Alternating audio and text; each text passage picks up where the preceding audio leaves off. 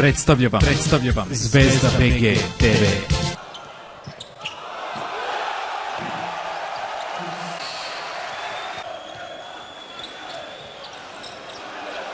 Ljubitelji košarke znaju da su, na primjer, Letonci poznati po tome što su na prvom evropskom prvenstvu u 35. u Švajcarskoj bili prvaci Evrope, ali to je neka davna priča.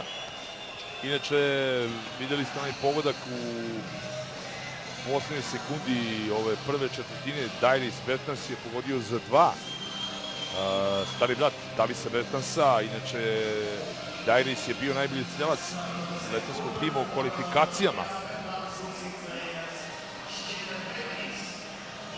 Momka koji je imao problema s tom velikom povredom.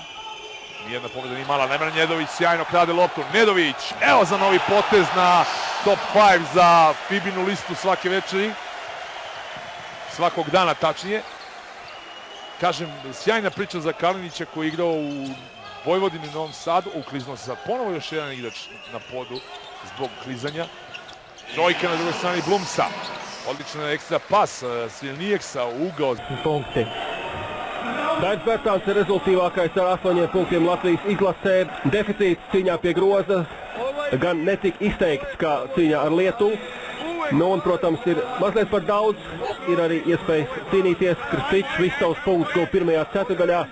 Otrajā gan arī pusi laika apmēram pavadīja uz soliņu. Bet nebija vairs tik precīzs un arī veiksmīgāk Latvijas izlase tika ar viņu galā.